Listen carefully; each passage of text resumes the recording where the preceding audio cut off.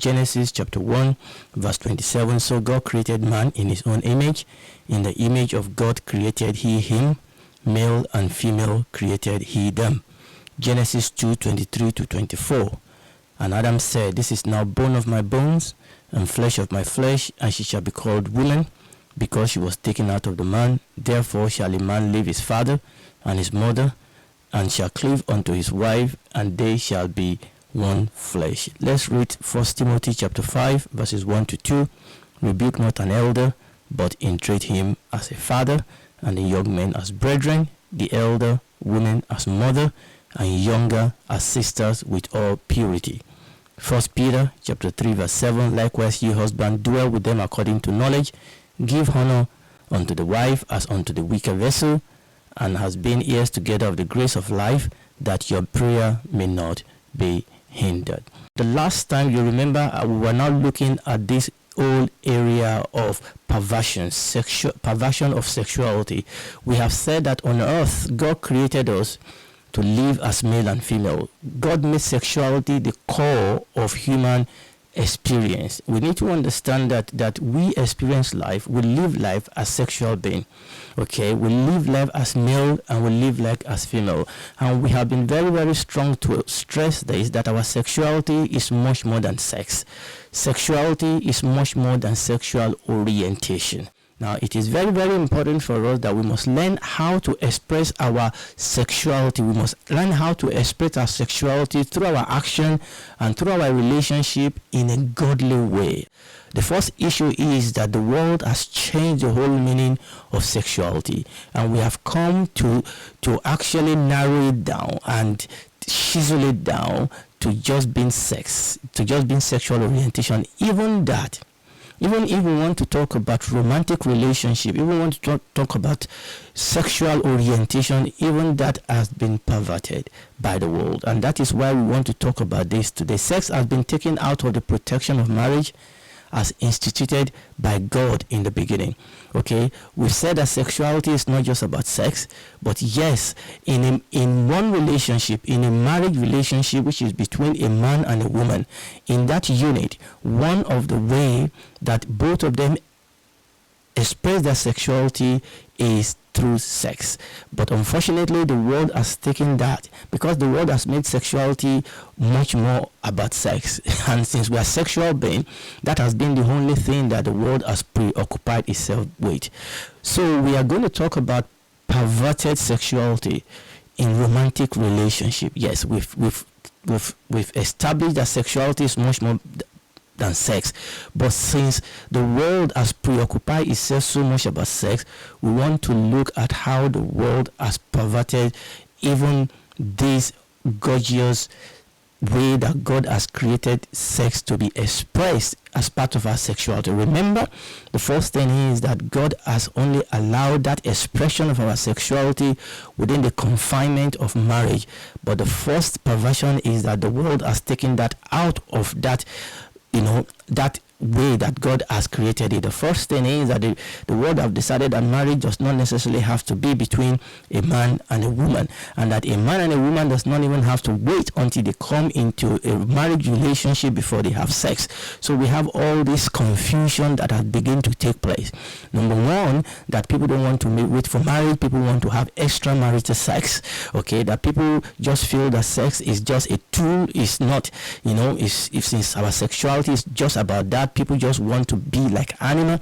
Now the other thing is that apart from that, people feel that sex or sexual relationship or romantic relationship doesn't have to be between a man and a woman. In other words, the world is insisting that we'll express our romantic part of our sexuality in a way that is against the creator of our sexuality in the first place, in a way that is ungodly.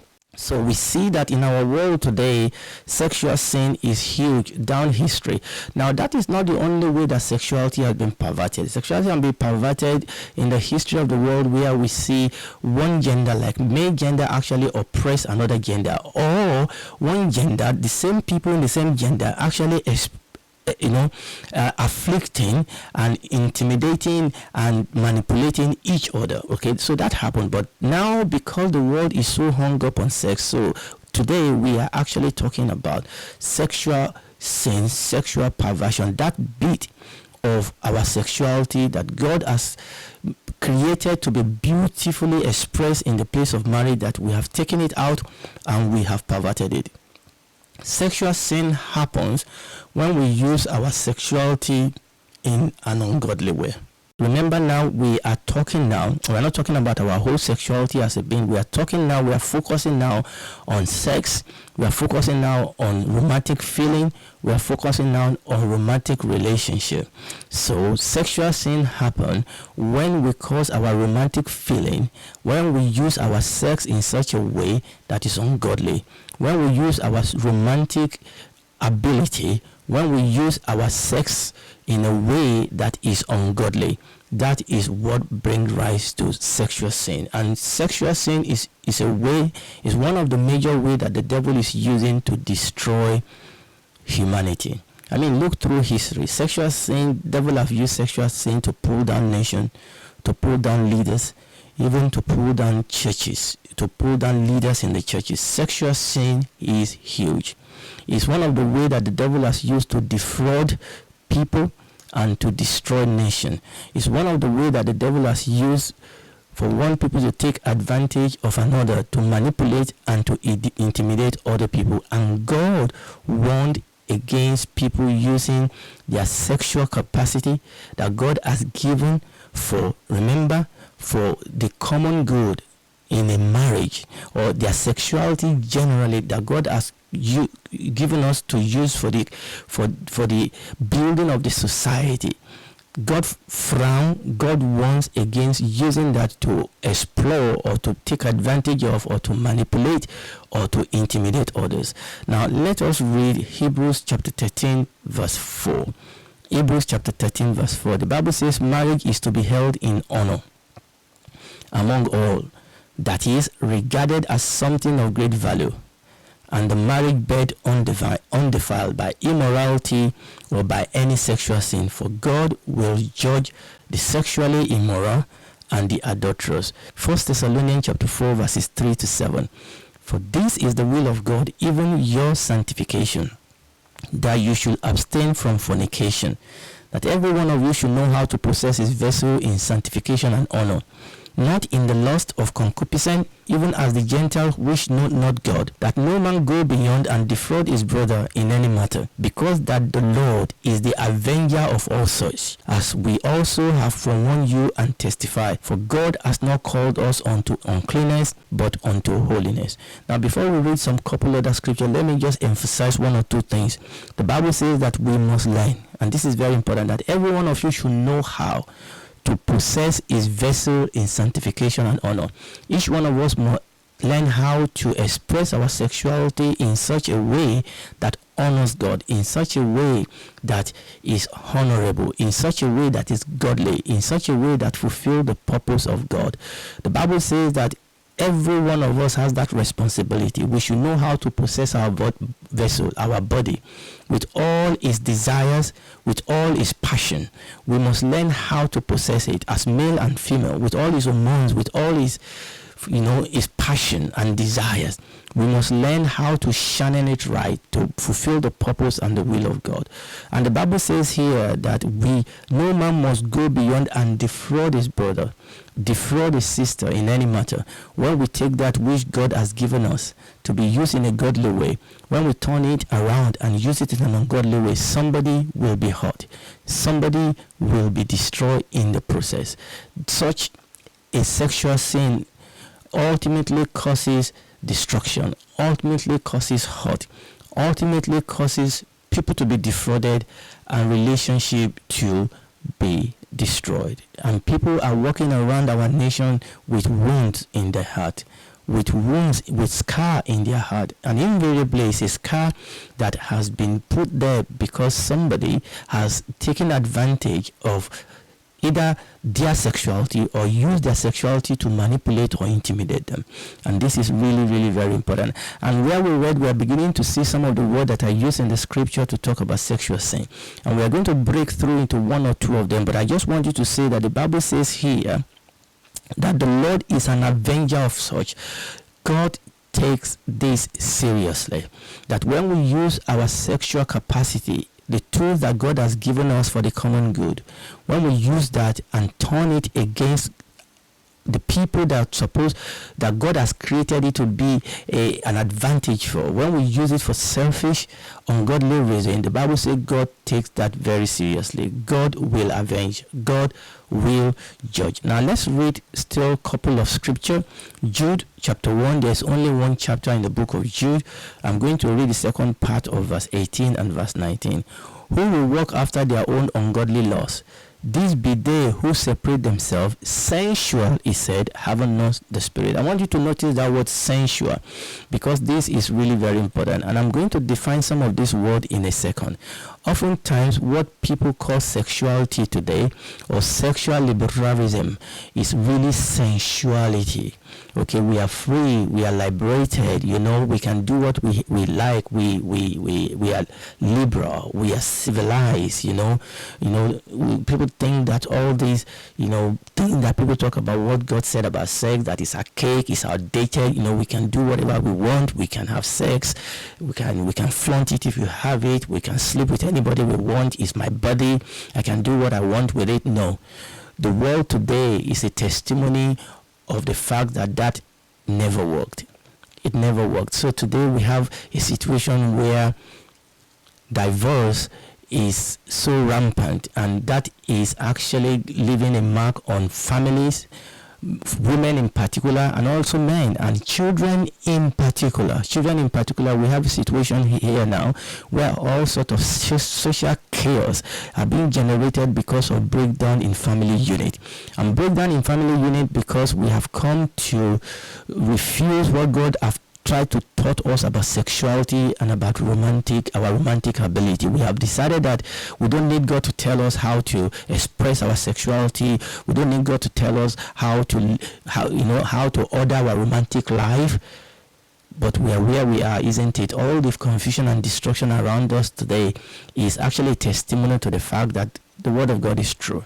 So the Bible says, talk there about sensuality. Now let's still read. Let's read Galatians chapter 5, verse 19. Galatians chapter 5, verse 19. Now the works of the flesh are manifest, which are these: adultery, fornication, uncleanness, and lasciviousness. I want you to take note of those words. All these words are words that are used for sexual sin. 2 Corinthians chapter 12, verse 21. Unless when I come again, my God will humble me among you, that I should bewail many which have sinned already and have not repented of the uncleanness, fornication, lasciviousness which they have committed.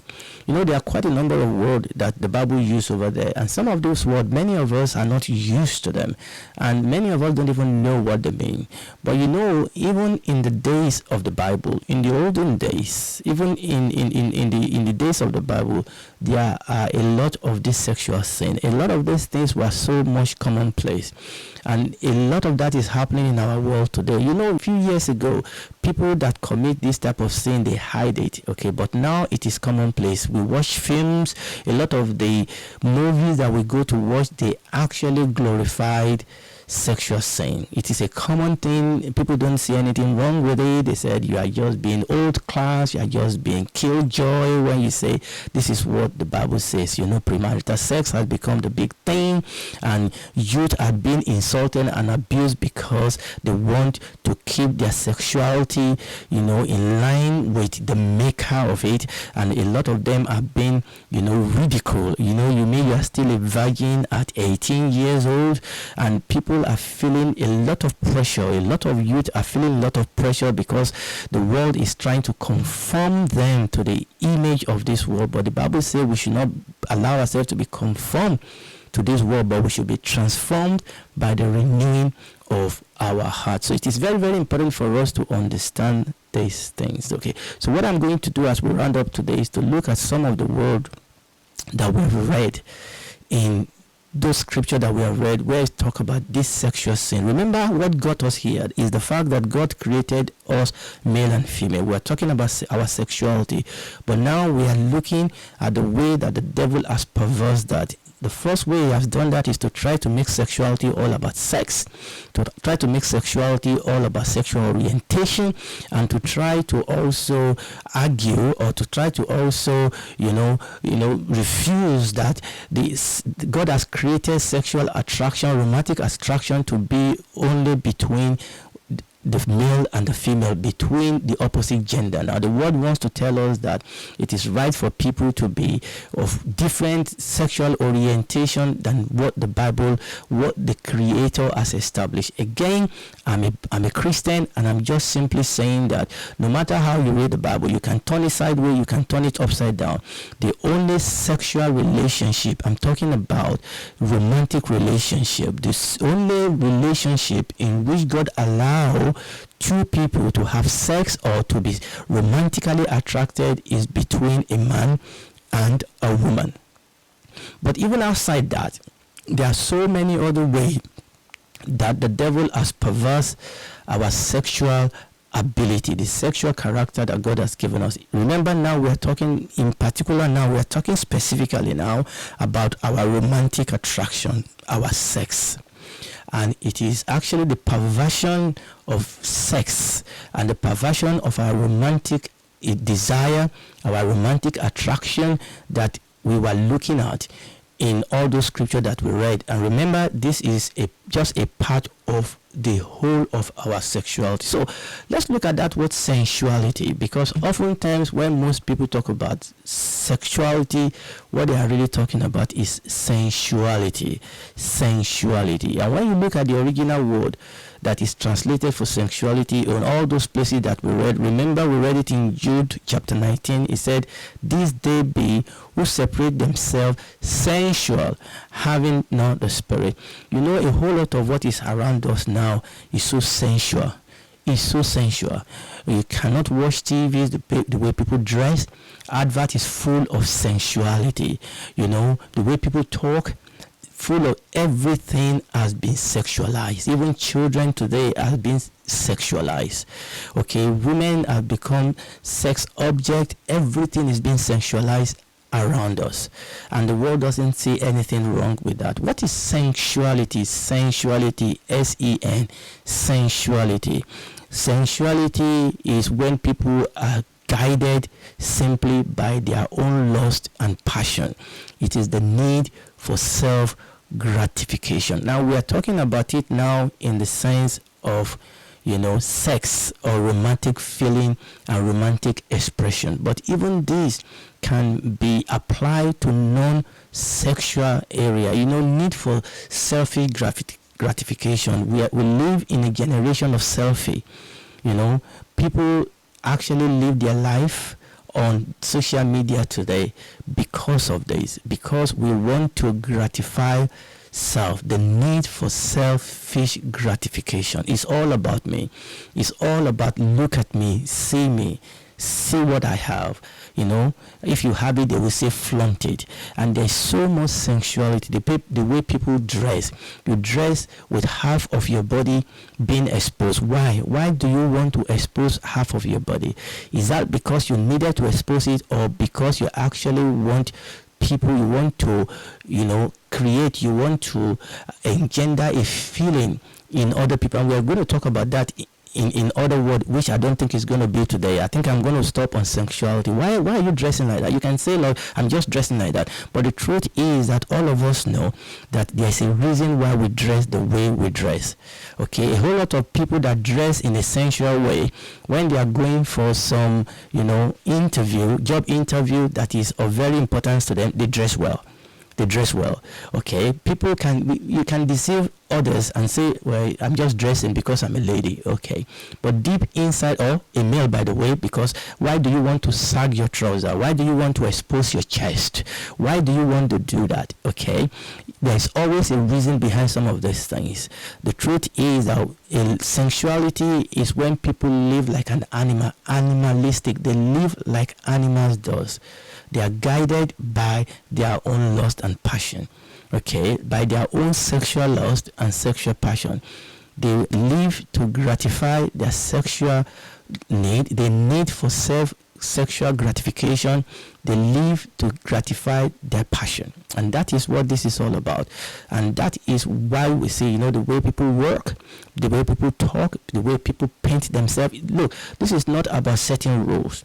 This is not about do's and don'ts. This is about, why do I do what I do? Why am I wearing this shirt? Why am I wearing it the way that I'm wearing it? Why am I doing this haircut? Why am I walking the way I'm walking? Why do I sag my trouser? Is that really because I want to sag it, or because I want to attract attention, or because I want to create in other people a certain sexual reaction? I want people to see me. I want people to turn their head. And again, like I said, we can actually, oftentimes sexuality is almost always used in terms of sexual sin, but we can apply it to other areas of our life.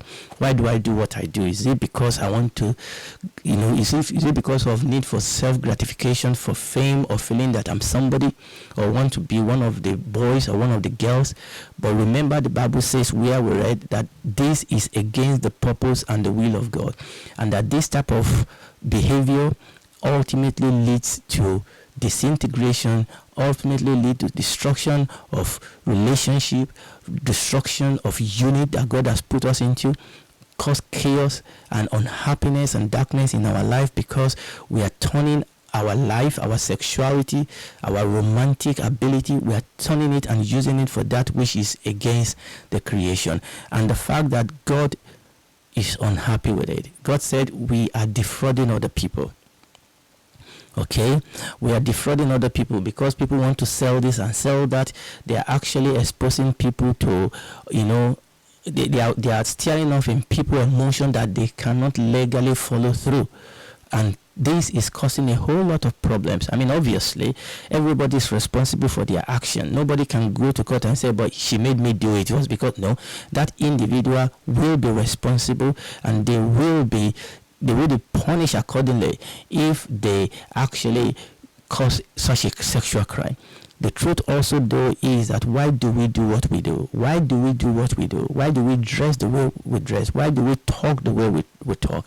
And we all have to understand that when we use that which God has given us as sexual being, or our romantic passion and ability, when we turn it to gratify ourselves, to gratify our own need, when we use that for self-gratification, the result, the outcome of that is not palatable. And it is very, very important for us, again, just like we read in that Thessalonians chapter 4, verse 4, it said, each one of us should learn how to possess our body in sanctification and honor. We must learn, we must come to God so that God can actually recover our sexuality, and so that we can use it in a godly way, in a way that will glorify our Father. I think I'm going to stop there today. And if you are listening to me tonight and you are not yet born again, the Bible says that God so loved the world that he gave his only begotten Son, that whosoever believe in him will not perish but have everlasting life. This world is in darkness, it's in confusion. We are talking about the sexual confusion, but there's so many confusion. This world is going down, but you don't have to go down with the world. God has provided for us a way of escape in the person of our Lord Jesus Christ, and all you and I have to do is to believe him, come to him, confess that we are sinners, we are rebels, we need help, accept the help that he offers. He will come in, he will make us new, and he will walk with us the journeys of this earth. And when this is all over, we'll spend eternity with him in the new earth and the new heaven.